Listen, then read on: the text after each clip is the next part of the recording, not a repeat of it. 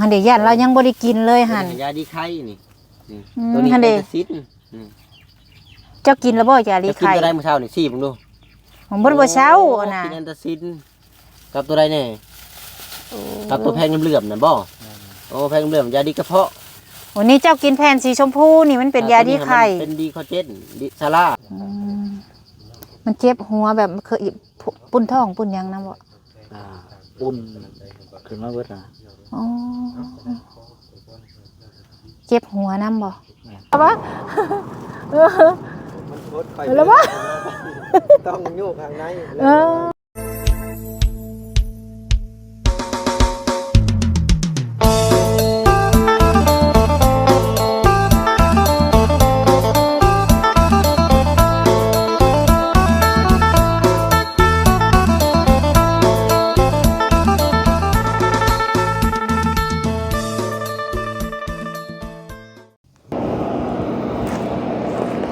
สบายดีพี่น้อง FC เบิร์ดสู่กุสู่คนเนาะพ่อกันกับซ่องสาวบุญมาอีกเด้อพี่น้องเด้อพ่อกันมานี่คือเก่าคือเดิมมาเปลี่ยนทีเปลี่ยนทางพี่น้องเอ้ยมานี่เป็นครั้งแรกเนาะที่สาวบุญสีมาเยี่ยมยามทางเบาสิงพี่น้องเอ้ยสาวบุญบ่ได้ไปทางบ้านน้องอเบยมานี่เนาะฝนตกแห้งมื้อเช้านี่ก็เลยเปลี่ยนบรรยากาศว่าสิเข้ามาเยี่ยมยามเบิ่งก่อนบ่ได้มาเห็นทางบ่แซนเพิ่นว่ามาแน่แม่เพิ่นว่าเนาะสบุญก็บ่มีโอกาสพี่น้องเอ้ยมื้อนี้มีโอกาสก็เลยสิแวะเข้ามาเยี่ยมยามถามข่าวเพิ่นก่อนว่าได้ที่ได้ทางใหม่แล้วโอ้ยเนาะสิแหละพี่น้องเอ้ยคนเฮามันเลือกเกิดบ่ได้ผู้หังก็ละหังผู้รวยก็รวยผู้ทุกข์ก็บ่มีฮอดข้าวสิกินดินสิอยู่ก็บ่มีเนาะมาพบมาพ้อกันมื้อนี้ก็อย่าลืมกดไลค์กดแชร์กดติดตามช่องสาวบุญมานำนี่เด้อพี่น้องคือเก่าคือเดิมเนาะมื้อนี้มาทางครอบครัวว่าสิ่งขอบคุณขอบคุณทุกคนที่เข้ามาเบิ่งมาชมแล้วก็เบิ่งคลิปให้บ่ข้ามโฆษณาขอบคุณหลายๆเด้อโอ้ตัวบ่อยู่บ่อนเช้าของเราป่าอ้อยคืองามแท้อันนี้อันนี้บ่อนป่าอ้อยบ่อนเราอันอยู่กระต๊อบเรานี่บ่โอ้คักอีหลีติดถนนใหญ่คักอีหลีอันนี้บ่อนลาสบุญกาเป็นครั้งแรกที่สิเข้ามาหาเรานี่แหละเนาะมานี่บ่ได้ไกลมาได้พี่น้องเอ้ยมาจุดฮอดหม่องเลยอันนี้มาฮอดกับรถไผอันนี้คุ้นๆแท้รถคันนี่บ่าวแอนโดยสบายดีเด้อทางบ่าวแอนโดยอาเจ้าก็ถ่ายคลิปคือกันบ่โดยก็มาฮอดทางข่อยก็ได้บ่โอ้ข่อยก็เป็นครั้งแรกได้บ่าวแอนเลยนี่ให้ก็เคยมาเนาะแม่นโอ้คือเดี๋ยวรถเพิ่นได้มาจอดบ่ได้ไปทางนั้นเด้ก็เลยว่าฝนตกแห้งก็เลยว่ามาเยี่ยมเบิ่งทั้งพี่คอนว่าเป็นจังได๋คือว่าเป็นตาม่วนแท้ซั่นดอกคือว่าได้ที่ได้ทางใหม่ทั้งได้เพิ่นซื้อมาให้เราก็ยังบ่ได้ซื้อมีแต่ว่าเฮาไปหาเบิ่งซื้อโอ้มันแพงนะท่านได้ซื้อบ่ที่ว่าบ่อนเราอยู่นี่ที่เขาที่ของคนอื่นเพิ่นได้ใช้ที่ของคนอื่นโอ้เจ้าว่ามาพ้อเราครั้งแรกแล้วจะไปพ้อเราอยู่ไสบ่แอนที่แรกๆครับบ่โดยค่อยก็ขับรถมานี่แหละขับรถมาแล้วก็เห็นกระท่อมเพิ่นโอ้มาเบิ่งแต่ก็บ่เห็นคนดอกแล้วทีนี้ก็มือใหม่กลับมาเบิ่งอีกโอ้ก็บ่เห็นอีกมีคนบอกบ่หรือว่าบังเอิญพ่อเราบังเอิญลงมาเบิ่งแล้วมารอบ3จะเห็นแล้วมาบัดนี้แหละค่อยขอเฟซคนในหมู่บ้านนี่แหละถ้าว่าเห็นแล้วแหละโทรบอกเพิ่นเด้อเลยเพิ่นเห็นแล้วเพิ่นก็โทรบอกเลยมาที่ก็ถือว่าเป็นบุญวาสนาแล้วก็แม่นเนาะที่ได้พ่ออันนี้นะแล้วก็นี่แหละพ่อกับแม่แยกกันตั้งแต่เรายังน้อยแล้วที่นี่เราไปไทยนำแม่แล้วแม่เราอยู่ไทยครอบครัวแม่เราตอนนี้อยู่ไทยมีครอบครัวอยู่ไทยแล้วก็มีลูกมีเต้าอยู่พุ่นหลังจากนี้ก็มันก็บ่อยากถือกับพ่อใหม่แหละเนาะแม่นลูกคนละภายมันบ่อยากถือกันนะพี่น้องในบ้านเฮามันก็ยังเป็นแบบนั้นเนาะโดยแล้วบ่ได้มีพี่มีน้องบ่ตัวผู้เดียวเราพี่น้องมีอยู่ในบ้านนี่แต่ว่าเพิ่นก็ครอบครัวครอบครัวมันหั่นนะแล้วจากนี้แล้วก็กลับมาที่ไทยอยากมาหาพ่อบัดนี้แล้วพ่อก็มีเมียใหม่อีกบัดนี้อ้าวมีลูกแล้วบัดนี้ แต่ก็ทั้งใหม่ๆเพิ่นก็แบบว่าบ่อยากให้อยู่นำหันนะ อืม เราก็เลยนี่แหละกลายเป็นคนเร่ร่อน เลยไปเรื่อยๆว่าซั่นซะ มีคนจ้างงานใช้ไปอยู่หั่น ทำ ไปกินข้าวกินน้ำ ทำใส่นอนหั่นว่าซั่นซะเนาะ ชาวบ้านเพิ่นก็โอ้แนะนำเด้ อืม ที่ว่าเรานี่ก็น่าสงสารพอสมควรนั่นแหละ อยู่ไสบ้านเราเท่ๆน่ะ บ้านเราเนี่ยอยู่ในนี่น้องสะพัง โอ้บ้านหนองสะพังอ๋อแล้วมีคนจ้างเราแล้วมาเฝ้าอ้อยเฝ้าหยังให้เขาสิบ่ แม่น อ๋อ เขาอ้อยเดือนละ700,000 โอ้ดีกว่าย่างไปย่างมาแล้วก็เนาะเพื่อความอยู่รอดของเราหั่นแหละ นี่แหละใช้พอได้ซื้อข้าวซื้อน้ำซื้อของอยู่ของกินแบบนั้นแหละเราก็สิขายดอกกระเจียวบ่มีเห็นพอแล้วก็ขายไป เราบ่เราเศร้าแล้วบ่คือว่าบ่สำบาย ปัจจุบันนี่ก็หลังจากนี่ก็บ่สำบายได้เดี๋ยวนี้ ยังบ่เศร้าบ่ นี่ เอ้าคือว่าเพิ่นพาไปหาหมอยังบ่เศร้าว่า แล้ แล้ว วก็ได้ แต่ว่ายังบ่หมดแล้วก็โตว่ะ อ๋อ กินยาแล้ววิตหัวแล้วลูกบ่อยากค่อยได้มื้อ แม่นบ่ นี่เอาไปเลยเอาไปทานเล็กๆน้อยๆก็ให้มันพักผ่อน แม่นเฮาก็ เป็ บ่ นคนบ่ค่อยมากินข้าว บ่ คือทางทีมงาน YouTube ชื่อของลูกกินมาเนี่ยก็2 มื้อ 3 มื้อก็ยังคือเก่าเด้ โอ้ เราเป็นคนบ่ค่อยกินนะน้ำในก็ยังมีมาม่าปลากระป๋องนี่ยังคือเก่า เรากินบ่แซ่บบ่เนาะ แล้วกินบ่แซ่บแล้วอะเรากินแล้วมันนูนขึ้นแล้วอ่ะมันกินบ่ลง ไปสะเข้าไปหาเราปะ โดยทางบ่แอนก็เข้ามาแล้วก็จะให้ครับพาเข้าอีกบ่ ไปเข้านํกันก็ได้พี่เว้นหยัง เด้ย ไปอีกก่อน โอ้ พี่น้อง เพราะว่าข่อยก็ยังบ่คุ้นเคยกับเราเนาะ โดยไส นี่แหละ อืมฝนตกบ่ได้ลมบ่มื้อเช้านี่เนาะ อันเดียวเนาะเพิ่นนอนพักผ่อนเพิ่นกินยาฮักแล้ว เดี๋ยวค่อยสิปลุกเพิ่นให้ก่อน โอ้ให้เรา สิง เนาะ สิงมีเอื้อนมาหา โอ้คันเราบ่ไหวก็บ่เป็นหยังเนาะบ่เอ็น ได้ เนาะ อยู่กับสัมภาษณ์อยู่ โดยสบายดีเด้อโดยโอ้บ่สบายแฮงอะลิ นี่ อืมเอานั่งน้ำเล่าก็ได้เจ้าก็ทายน้ำกันเลยก็ได้ ค่อยก็สิสุดคลิปเลยได้ โอ้แม่นบ่เป็นจังได เป็นจังไดเอื้อนมาถามอาการนะ ยังเมื่อยๆอยู่อะ ยังมีเมื่อยอยู่กินข้าวแล้วบ่มื้อนี้ กินเขาแล้วครับ กิน 2-3 คำอืม ปากจนเผาได้เนาะ อืม ปากยังละปาก แต่กี้เราก็บ่ได้เป็นหยังหมอ ตะ ล่ะ กี้เฮามาเฮาเราก็เฮ็ดเวียกก็กอกแกกแถวนี้แหละ อืม มาพี่นั่งอยู่แถวนี้แหละ อืมกินข้าว2-3 คำแล้วอ่ะ มีข้าว2-3ครับ อืมเมื่อยเนาะ กับข้าวมาให้เราเมื่อกี้นี่ก็ได้ โอ้ แต่เราก็บ่ค่อยกินเนาะแต่จะให้เรากินเราก็บ่ค่อยกิน อ๋ออันเราได้อันทางเล็กอันนี้มาใช้นอนซะนี่ อ่างเล็กอันนี้ครับเป็นพวก โอ้ ของไหลห้อย ยังดีได้ที่ว่ามีเตียงตัวนี้มาห้องเนาะ เพราะว่าเราบ่มีบ่อนอยู่เลยที่นี่ฮะ อืม เจ้าของไรอ้อยแล้วเราเมื่อบ้านแล้ว อืม เดี๋ยวประสบมาแล้วมันมีกระต๊อบแล้วผมมาอยู่ซะ โอ้ เจ้าของไรอ้อยก็เลยให้เราอยู่บ้านนี้ปฏิมั่งก็คือโพดเราอะเราก็เลยให้ โด อยู่ไป ย ซะ เป็นได้ซะเดี๋ยวนี้ความรู้สึกแบบมันที่ว่าเราเป็นไข้นี่ยังเจ็บปวดเจ็บเนื้อในโตในขี้นี่บ่อ๋อยาที่ไปหาหมอเพิ่นว่าเป็นหยังซะ หมอเพิ่นก็บ่ได้กวดเพิ่นมีแต่ว่าเราอาการที่ฟังแล้วสักยาให้ โอ้จะแล้วเราไข้ไปจักหน่อยเนาะ ต้นนี้ก็บ่ฮู้ มัน กั ได้ น เพิ่นว่านี่ว่านี่จังไงเพราะยันเราเป็นไข้แล้วคนมันอยากไข้เดี๋ยวเป็นหวัดเป็นไอเด้ นี่แหละ ยันเราเป็นไข่เราได้กินอยู่บ่ยาดีไข่ซะบ่ซิง วันนี้ บ่มีอ้าวข่อยยันเราเป็นไข่จะบายเบิ่งเคียงแล้วเด้อบ่แอน อันนี้ยาดีไข่นี่แหละ ไส นั่นน่ะ อ๋อ เรายันเราบ่จักนะ เจ้าเบิ่งให้เรารู้ยันเราบ่ฮู้ยาบ่จักไข่ไปกินยาแอนตาซินมันก็บ่เซาแล้ว นี่เนาะยาดีไข่ตัวนี้นี่ อ๋อบอกเราบ่แอนเลย ซื้อมาให้มื้อนั้นนี่เด้นี่ อ๋อหันเดี๋ยวยันเรายังบ่ได้กินเลยหัน ยาดีไข่นี่ อืม ตัวนี้ หั่นเด้ เป็นซิด เจ้ากินแล้วบ่ยาดี จะกิน ไข่ ตัวใดมื้อเช้านี่ซี่มึงดู ผมบ่ได้บ่เซาน่ะ กินแอนตาซินกับตัวใดแน่กับตัวแพงเหลื่อมๆน่ะบ่โอ้แพงเหลื่อมยาดีกระเพาะ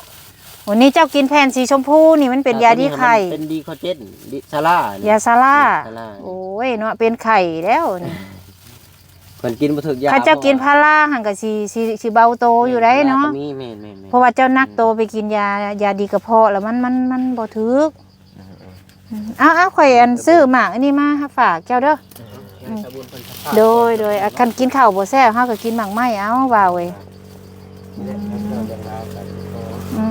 เนาะ โตก็ แม่นางซะอันนี้ไผจะเทปลากระป๋องเจ้าบ่ บางทีต้องเรียนว่าอันนั้น เทแต่ว่านี่เมื่อยบ่อืมเจ้าก็เจ็บบ่หัวเจ้าก็ เห็นหน่อยนะพี่น้อง โอ้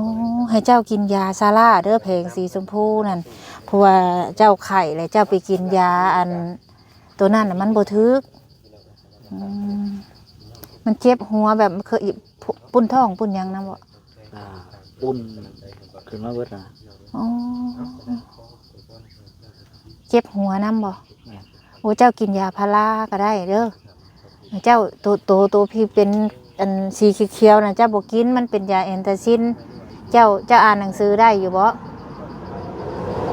โอ้พอได้แล้วให้เจ้าอ่านมันสิมียาดีกระเพาะและมียาดีไข้ให้เจ้ากินลง2 เม็ดแล้วเจ้าสิเบาโตเจ้าฝนตกแล้วฝนบ่ได้หัวใส่บ่เมื่อคืนนี่หัวอยู่เลย เพราะอันเป็นผ่าตังเนาะอันนี้อันนั้นก็ได้น้ำมันอังอยู่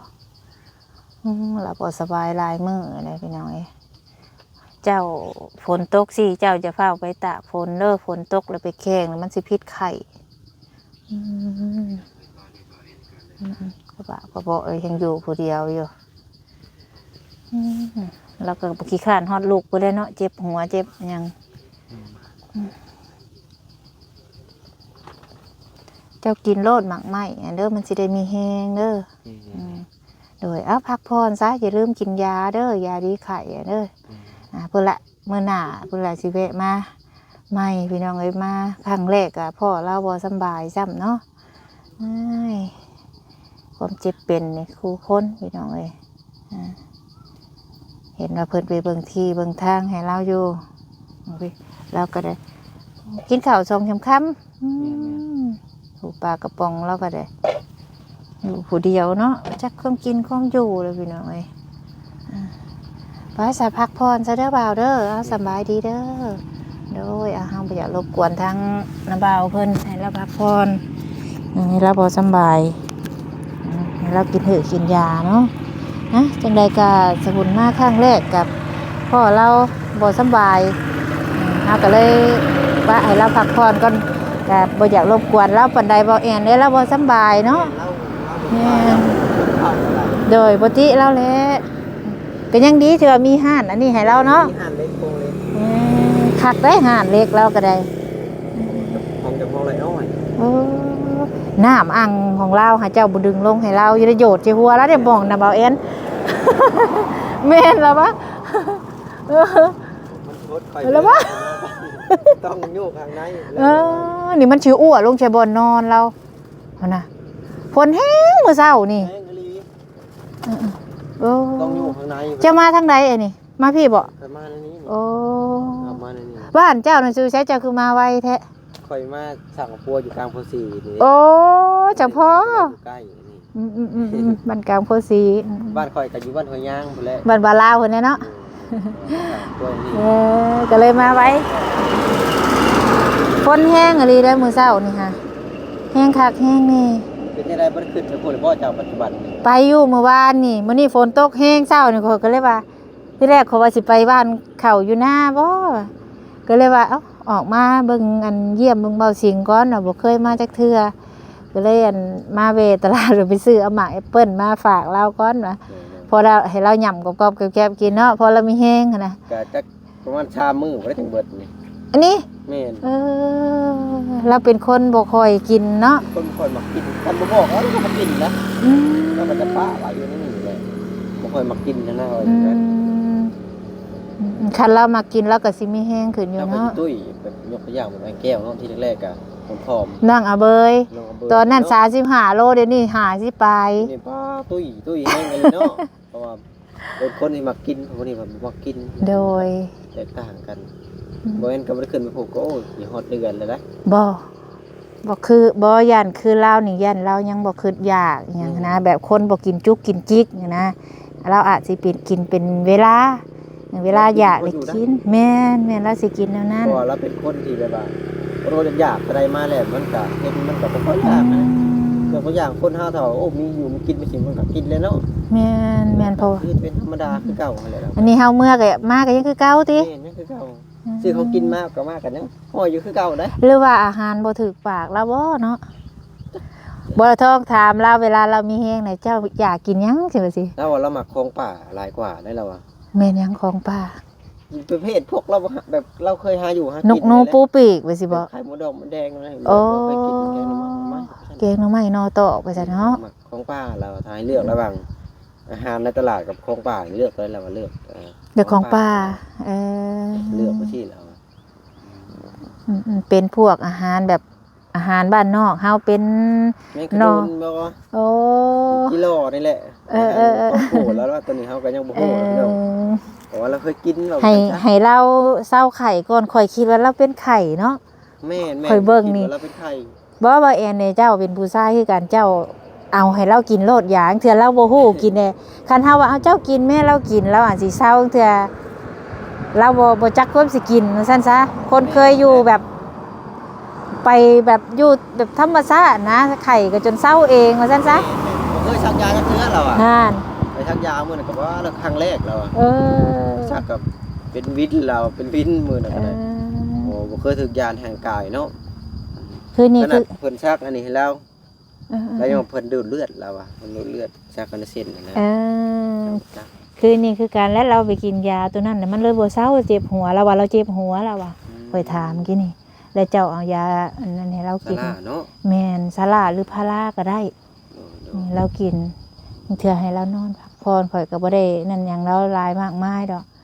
มาเยี่ยมครั้งแรกกันเราบ่สบาย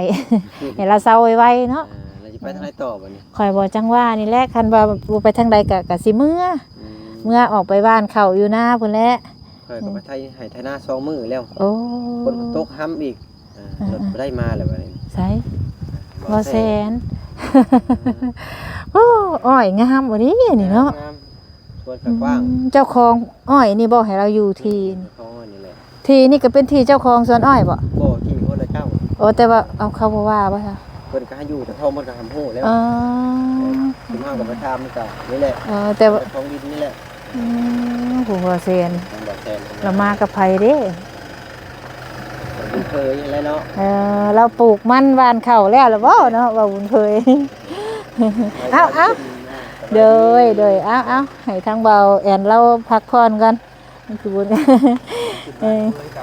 มันไกลว่าแอนได้ไกลเลยแม่มันไกลพ่อเนาะ นอนนักแล้วนักอีกแล้วไปเลย ลูกเอาแล้วเจ็บหัวโดยสบายดีแล้วเจ็บหัวพอไปกินยาแอนตาซินมันเลยบ่เศร้าบ่เห็นคอยถามว่ากินอันใดนี่เด้ล่ะว่ะบ่แอนถามนะ เจ็บหัวกินแอนตาซิน เอาเราตะกี้เจ็บท้องบัดนี้เลยว่านี่ตัวนี้เราก็เลยโอ้ล่ะ ผ ว่ะ มว่าเจ็บท้องก็ชื่อยาเจ็บท้องมาให้มันบ่ได้เนาะจริงๆเราจะเจ็บหัวบัดนี้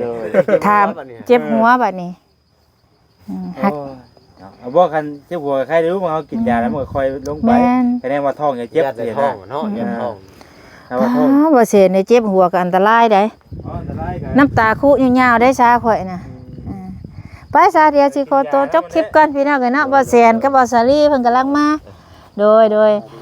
ทางบ่าวบุญเผยคือสิยังปลูกมันอยู่แล้วเนาะพี่น้องในครั้งแรกเนาะมาก็ได้สำหรับคลิปนี้สปุนขอจบก่อนพี่น้องเลยเนาะพบกันในคลิปหน้าพุ่นแหละสำบายดี